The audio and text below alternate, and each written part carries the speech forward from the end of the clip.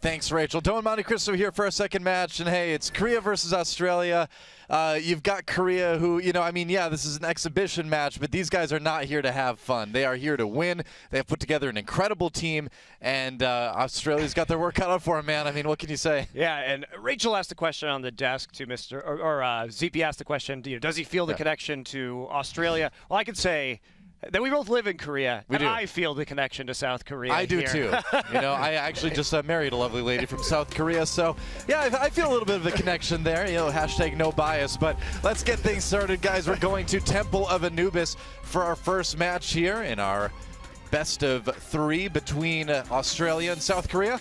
And what can I say? I mean, it's going to be interesting. It is going to be interesting, and a lot of these Australian players, 4 of them play on Tempo Storm, so yeah, they do play on a professional team. Same thing with all of the players from South Korea coming in, with of course Tyrong serving that coaching position on Africa Blue. But it would be hard at this point in time taking the South Korea player pool and imagining more of a dream team than what they're fielding.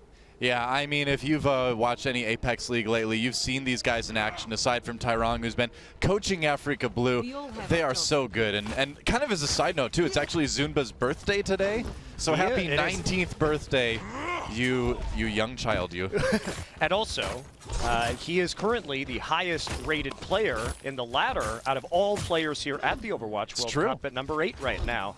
Yeah. Skill rating, he's been hitting the solo queue hard, even while he's been here in America. And Arhan will be going on the Genji, so typically Arhan going to play more of the projectile DPS. Eska known for his McCree, but also he is on his team also the Mei player. So. Man, Arhan and Eska together on the same team. This is just... It's the dream. If you know the Korean scene, you know this is pretty awesome stuff. Looks like Hey Katie gonna try to catch a glimpse of things early on, actually sticking with the Widowmaker. We see this once in a while on offense at Temple of Anubis. See if you can pick up anyone early on. Actually going to get they know he's there by an icicle immediately, and it's kind of an awkward composition because they've got. Well, we'll see how much damage they can get done with the poke. See if they can pick off Jae Hong. Now Jae Hong on that end a little bit. Well, but he gets eliminated by Miro, who's immediately all over that Widowmaker. Probably going to see a swap there. Aron getting onto the point right away. Genji v Genji. We'll see if he can take him out in the building there. Yep, there goes Yuki, and already South Korea doing pretty well at keeping Australia off the point. Yeah, good reaction immediately by South Korea, identifying the Widowmaker threat.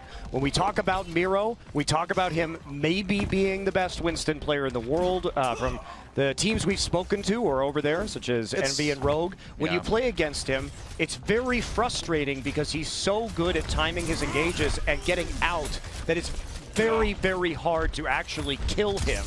Oh, that's the thing. He just knows his limits so well. As we see him go in after Kura there, Miro just, like you said, knows when to go out, and he doesn't really need to worry about that right now. Pops a Primal Rage just to finish off Yuki. Knows the damage ranges as well on that character so well. And Australia just having no chance here, getting on the point. Miro going deep here in this defense, but yep, time to go back. Do a little bit of damage to Lucia on the way out, maybe. Or just kill him.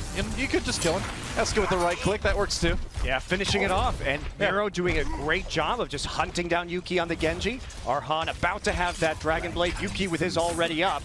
So we'll see if they can make the Nano Blade combo work. But South Korea is going to have the same tools to work with in just a few seconds. If you're a Genji, though, I mean, Winston is kind of your kryptonite in a lot of cases. And when that Winston is being played by Miro, you're going to have a little bit of trouble here. Eska, though, has a Blizzard available, going to drop it in the choke right off the bat.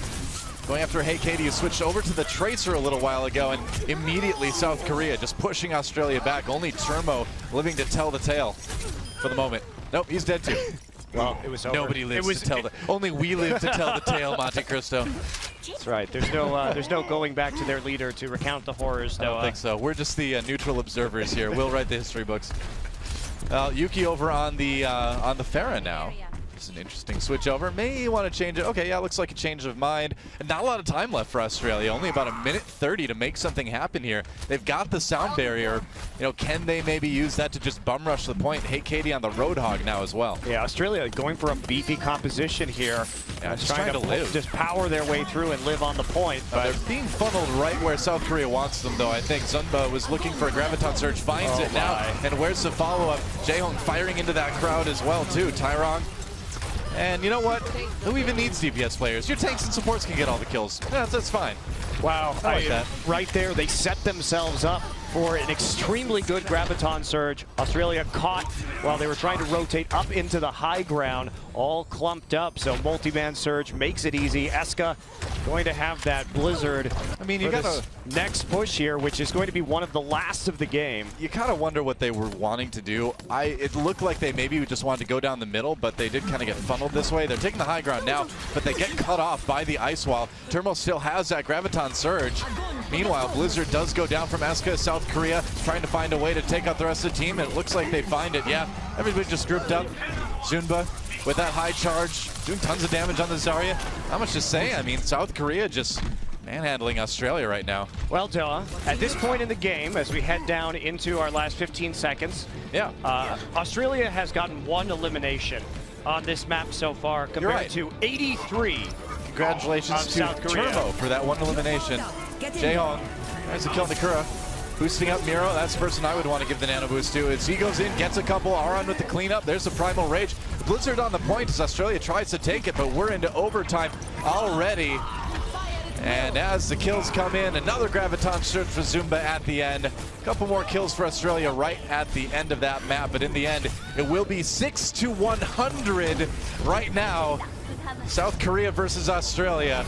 Doesn't get much more one-sided than that, does it? I mean, Australia was somewhat close to taking point A on that last push. They did pick up 5 out of their 6 eliminations, but that is a shocking statistic, frankly. Also, 21.6k damage done from Korea compared to 12,000 done from the side of Australia. I mean, look at Zumba there. Is at 19-0 so far on that Zarya. Eska's 20-0 on the Mei. Miro 21-0 on the Winston. I don't know. I don't know what you can do if you're Australia. I mean, it's rough, Doa. It is rough. We knew this one was going to be a little bit on the perhaps less than even side, but well, it's rough for Australia too because this is just such a horrendous group. It is the hardest team difficult. maybe to come up against here at this tournament. Well, certainly looking like it so far. Yeah, then you also have to deal with Finland and Chinese Taipei in this group too, so yeah, it's a tough group. It's about as tough of a group as you could ask for. Yeah, Finland versus Korea later, man. That's going to be a great match. But we'll see if Australia can get anything going on the defense here. And the only hope they have of continuing this map would be to full hold Korea, which at this point looks like it might be pretty difficult. There we go. So South Korea on the offense now. Eska swapping over to that Tracer, which is a pretty common choice for him. We see him on the Tracer, we see him on the McCree a lot of the times too. Aron sticking with the Genji, no shock there. So Australia, they're gonna go more for the tank composition, which is how they ended that map more or less, although we did see the switch over onto the Tracer for Australia for Hey Katie. Gonna go back onto the Roadhog now. I like the Roadhog. I mean, if you can just get those single picks, if you can just take somebody out of the fight before it even begins, it gives you a chance. It's also very difficult if Eska stays on the Tracer to really do anything to Australia. You're not gonna burst down one of those targets with the Tracer. You're going to be annoying, but the amount of healing that you've got on the Australian composition should mean that you are able to survive and try and land one of those hooks. Yeah, refs can block a lot of those left clicks from Genji coming in, so we'll be charging that as fast.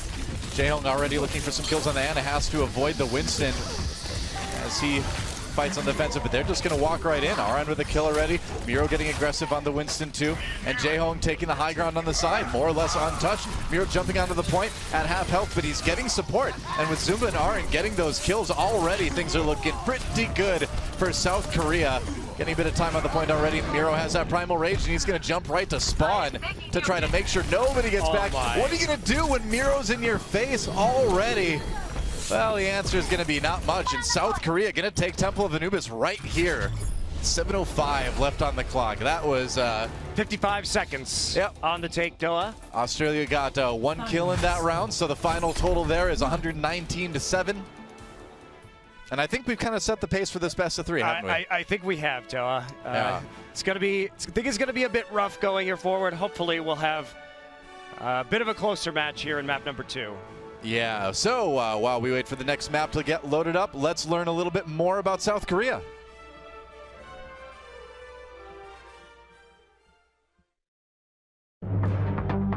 South Korea coming into the Overwatch World Cup is not a team to take lightly, given the team chemistry and the versatility of the team. 오버워치를 하면서 아마 사상 최고일 것 같아요. 또 저희끼리 너무 잘 맞아가지고 그래서 집에 갈 때도 네, 이런저런 얘기를 하면서 가면서 팀워크를 다지고 있습니다. What makes South Korea exciting to watch is that in almost every role, you have a player that's a top 3 player in the world. 한 명 한 명이 자신이 무엇을 하고 또 나아가서 어떤 게임을 그려내야 하는지 굉장히 잘 알고 있어서 미로 선수의 윈스턴과 아르한 선수의 겐지가 일단 되게 잘 맞고요. 그리고 뒤에서 자리아를 하는 줌바 선수가 서포팅을 또 잘해줘요. 굉장히 똑똑해서 팀의 오더를 잘 맡아줄 수 있고요. 어떤 상황이든 거의 대처가 가능할 만큼 팀이 굉장히 잘합니다. 일단 한국 내 팀 코치를 넘어서 국가적인 유신을 짊어진 그런 느낌이에요. 일단 한국을 넘어서 아시아권에서도 세계를 넘보는 수준의 선수들이 다 포진을 해 있기 때문에 거의 팀원들도 역시 우승을 노리는 그런 야심찬 포부가 있어요.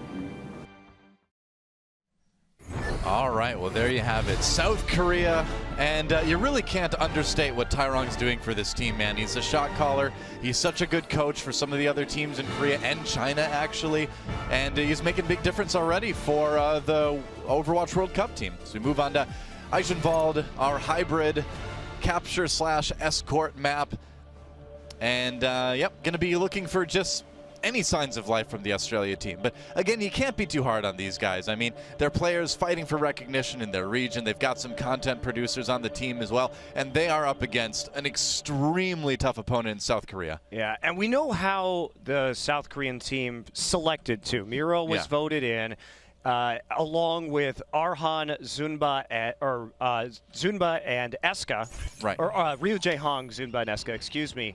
And he then said, okay, what am I missing? I need a projectile DPS player. Arhan is maybe the best projectile DPS player in Korea, and I need a leader on this team who can call the shots. I'm going to grab a coach who can be the guy to sort of rally around. He's used to putting teams together, dealing with professional players. Right. And it just seems like a really smart combination of players that have been assembled. Yeah. Very true. And one thing that people may not know a lot about the South Korean fans, too, in esports is that over multiple esport titles, over the history of different all-star matches and things like that, the fans always fan vote to win. Like, the fans are very, very dedicated to finding exactly who the best players are going to be and then sending them to these international competitions. If you're familiar at all with the history of esports all-stars events over various games in South Korea, we see this kind of thing all the time. These guys don't play for fun, they play to win. Fans included. Yeah, absolutely. Well, Korea going to go for a pretty long-range poke composition. Eska on the McCree, one of, if not his best here, and Arhan going to be rocking the Hanzo, so they're going to be looking to take out Rev's shield as fast as possible right here and get those long-range pickoffs, taking the bridge. Yeah, a Miro on the Reinhardt as well, which is something we don't see as often, but he can play it if the situation demands. Yeah, typically on his team he plays Winston Zarya, but in times of need, Noah. Yep, I mean, he's still capable of playing it. Gets pinned, though. And he will actually, no, he'll get the pin. And so so far so good as RN now on that Hanzo. And South Korea already taking a good position over the point here. AK picking up a kill, though. They haven't been able to deal with Turbo. Is just going to use the tracking on the Zarya. Take out, but sleep darts have been so clutch from Jae-hong coming in here straight into a flashbang on the fan the head hammer wake up. So that'll be a quick first cap here, and they will start pushing the battering ram over. What we haven't seen a lot of yet is Arn's actually switched over to that Bastion now as the point gets rolling. So we'll see if the good old protect the Bastion works out, but they don't have the Reinhardt. So this is actually going to be kind of interesting. I'm curious how they're going to be using this. And Farah is going to be a disaster against McCree Bastion. This is not a pick that is going to be working out very well too easily just to take out of the sky immediately. Oh, I like this positioning behind the payload. And this is a good idea on this point too, because you can really cover, as you can see, a lot of the defensive points that the defense tries to take to stop you. Eska comes in with the Deadeye, gets one on the Lucio on the other side, and they're going to start pushing all the way up to the bridge as Turmo runs for cover here. Yeah, and they're going to have to concede. The Australians will have to concede the high ground. And they're going to push them all the way back to the double doorway here at the choke, and they're just going to try and not let them through at all. This is a very bold move, but it gives a lot of space to push the payload for free as Arhan is going to Thanks. spray it with thanks and ride it all the way. D.Va going to come out to try and counteract the damage from the Bastion. Yeah, well, Bastion gets slept. Earthshatter comes in. This is Australia's chance to fight back. Your nano boost on the Reinhardt as well. As Korea tries to fight Aran in a good position. He's got the sound barrier. Somebody has to do something about this Bastion here. Nano boost comes in. He's got configuration tank though. And South Korea will continue rolling to victory here. A celebratory rocket jump for Arhan, and they'll roll right up to the gate, it looks like. Wow. So an attempt there trying to counteract, but they were controlling the choke point so well there wasn't really any opportunity. But for the most part, it is actually Tyrong's sound barrier that really saved them on the Reinhardt engage. It allowed Arhan just to not die off the charge and sit and open fire onto the members of Australia. Well, we saw refs get a pretty good Earthshatter to start things off with, but then it just seems like the follow-up was a bit disjointed, and South Korea had time to kind of regroup as a nano boost goes on to Arhan now as he's just sitting on top of the payload, wreaking havoc. Eska grabbing a couple kills as well, and it just doesn't look like there's anything Australia can do to stop these guys. So you got to hit the sleep darts onto the Bastion in that situation. You have to do it if he's an immobile target, and if he's going to be the one that gets a nano boost, you can't just sit there and use your cooldowns differently. So it's just been an easy ride here. Oh, tank time. All right. Well, Aran gets onto the high ground. He rocket jumps up there right away for a bit more of a defensive position. Gets one as South Korea tries to regroup. Back on the point again. Hashtag thanks. And that is going to be it as South Korea is going to absolutely rock Eichenwald here. A cool 4:24 left on the clock as they finish off their offensive round, and smiles all around. It's pretty dominating, isn't it? I don't know the last time I saw an Eichenwald time of 4:24. That is a huge time bank when that third point is so hard to push, because if you get stopped and the portcullis goes down, it becomes very hard for the attacking team to push through these two small doorways. But we finished that match 74 eliminations to 8 for South Korea. It's, I mean, yeah, for those of you keeping total at home, it's yet another hugely lopsided kill count for each side. And I mean, you just got to feel bad for the Australia guys. It's such a ridiculously hard opponent to play against first in this tournament. Yeah, absolutely. In such a ridiculously hard group, too. Yeah, and again, I mean, we've said this many times, but it's an exhibition match, but you're playing against Korea, which will always try hard. So here you are, guys. Sorry. That's how it is. Absolutely. Well, we're going to switch up the sides right now and see if Australia will be able to push through on Eichenwald and how far they can move this payload along. Yep. I wonder if we're going to see any more interesting strategies, though, the payload Bastion. We might. I know these guys, and I know they do like to showboat a little bit. And speaking of showboating, we have Tyrong on the Symmetra right now. Aran's on the Torbjorn. Okay, Zumba on the Junkrat. So, yeah, this is going to get a little bit interesting here.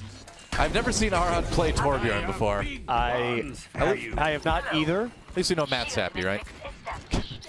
So very, very bold way to start this map here. I would say so. It's a good positioning for that turret, though. We'll see if it makes a difference. Tyrong, of course, will be very distracting on that Symmetra. I'm so happy to see Symmetra. I'm a Zenyatta main, but probably my second main would be Symmetra. Someday Symmetra will rise again, Monte Cristo. Well, maybe today is the day. That's what Blizzard tells us, at least. And she has the turrets placed up right underneath the archway. Miro played a forward position. That's what you do. Australia going to be looking for flanks here with the Tracer and the Genji. Well, what South Korea's put together here is just ridiculously disgusting zone control defense. I mean, you're going to have so much damage flying through every single area you're trying to get into. It's going to be brutal. I think Katie looks like they have been caught up by a Junkrat trap there to start things off, and then quickly finished off. Of course, they would not be expecting traditionally a Junkrat. They are going to swap over to the D.Va. All right, onto the high ground goes Zumba as he continues firing away with that Junkrat. Grabs the kill onto Yuki. That Genji going down very, very quickly. But Tyrong dying is huge. It is, but Refs does, Refs gets on the point, dies right away. In a lot of cases, it is big if you lose that Symmetra early on, but because the team wipe came in from South Korea, Tyrong's going to have time to get back, and he's going to have the teleporter up when he gets back too. Yeah. Well, by the time he slowly works his way over to the point, there we go. Drop it up here in the high ground and throw a quick turret down to protect it. Yep. Jump straight back onto the point. So Not really much holding back right now.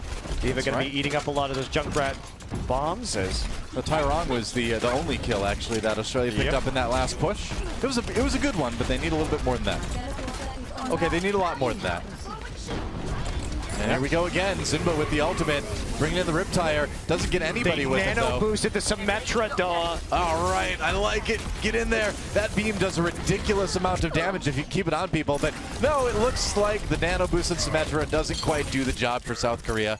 But it does enough. That's not a sentence I thought I'd be hearing today. No, I didn't expect that I would say nano boosted Symmetra, but I'm glad I did. Isn't quite doing the job. That's I did.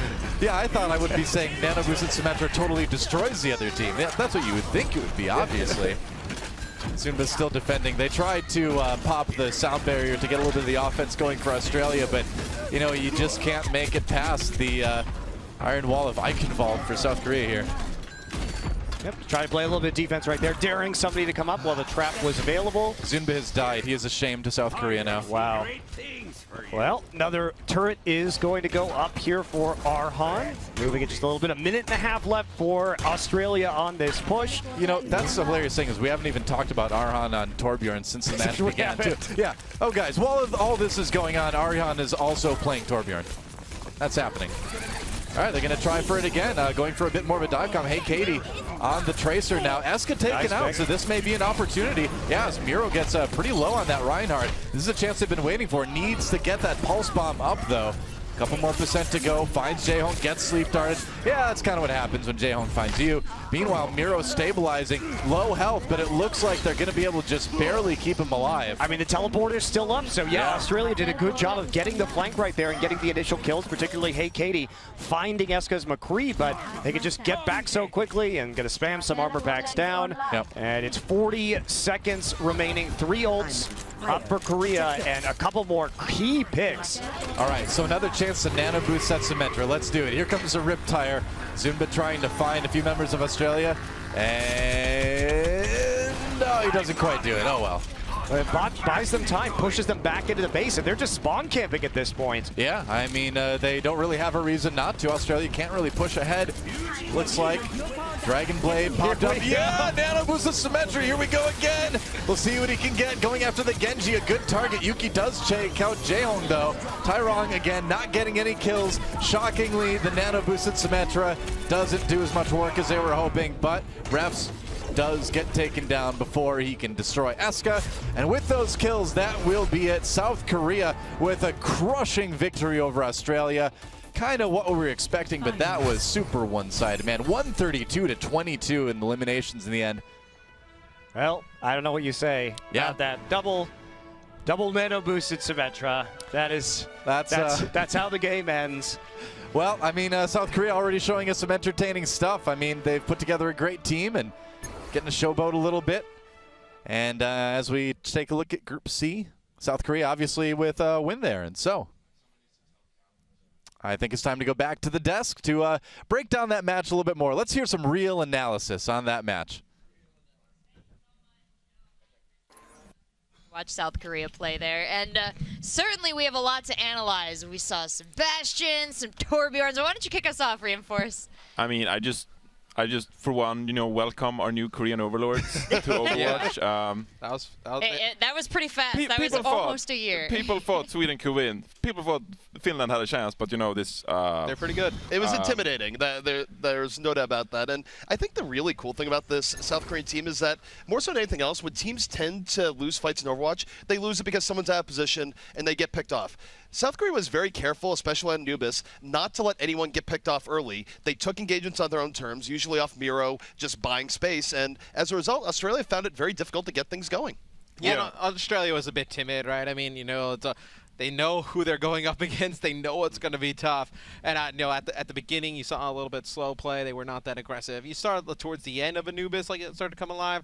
Eichenwald, completely different story, but just a rough game for the Australians. Yeah, on Anubis especially, it felt like Australia, they had good plans, you know? Yeah. They had a composition they could rely on, and then they took a direction, they speeded in, you know? There was a set plan going into it. But it just felt like they focused too much on getting into position. So when they got into position, then they were already down a man or two because South Korea took the fights on their terms and they managed to shut down Australia before anything really happened. Well, we got some replays queued up, so why don't we play them and then we can continue this discussion. Yeah, and that was sort of a mix of both worlds there, where not only is South Korea very disciplined, but Australia, I think it intimidated them into not getting the engages they wanted. And a lot of it has to do with this man right here, Miro, with just excellent Winston play, zoning people out, creating space, and it was great. I mean, like, look at this replay. Like, he knows his limit so well, you know? He's just going everywhere, killing people. He's getting healed, and he's not dying. I was just going to say, it's like almost like he's not taking any damage whatsoever. Like, he's just able to stay alive so long as Winston. And I feel like that's why, when we watch him play, it's just so exciting. Because a lot of players, they'll play Winston, and they're the first one to engage, whatnot. And they can never, like, get out. they're just there to engage, and then everybody comes up with them. But Miro just plays such a very good Winston, able to just get in, distract, keep his life, get out, and then just keep diving back in. All right, well, let's. We got a couple more replays for you, so we're going to cue those up. And ZP, what did you want to say? Well, I just covered before with Miro zoning things out, and also just the fact that going to reinforce the point where Australia, I think it really messed with them. They weren't able to get things going, and you take a look at South Korea overall, they use their support ultimates really well. Anytime they use a Dragon Blade, anytime they use a Nano Boost, they immediately converted, and that's a big part of doing well in Overwatch as well. When you use resources, you want to get results, and Korea almost always got results when they burn those resources. And you can see just how aggressive they were. It's like they knew they could take the fight to Australia and win it that way. And I think just even making that pace of play even faster in this, I mean, we're all just looking at each other like, oh. I think that's actually a great way to just describe that clip. Just like, Analyze that. No. It was rough. Yeah, just Arhan here had it. This is oh, well, we didn't get a chance to see that one moment. He was so sneaky with that Bastion. You feel like a Bastion stands out like a sore thumb, but he was able to get behind enemy lines with him so often. And then that Torbjorn, Symmetra, Junkrat combo there. I mean, it's actually really smart. It feels kind of like bad-mannered to just throw these heroes out, like the Torbjorn, Symmetra, and a Junkrat. But actually, they synergize so well. I mean, there's so much spam, and an unexperienced team like Australia, they're just in the game. They're trying to adapt on the fly, and they're just stuck there thinking, "What do we do? What do we do?" And it's just so smart. Well, the other thing too is that even though Symmetra and Torbjorn have been out of the meta for quite a bit, there was a point in Overwatch where you'd see them used very often on first points, especially first points are hard to attack. You used to see it in Hollywood all the time from, say, Cloud9 earlier in the game's life. So even though it's been out of vogue recently, it's not like it's a terrible idea. Yeah, and to kind of back up Reinforce's point, it's like with a team like Australia who may not have like that great coordination, right, where they let stay so close together and push through that choke. It's like when you have all that spam, it makes it even that much harder.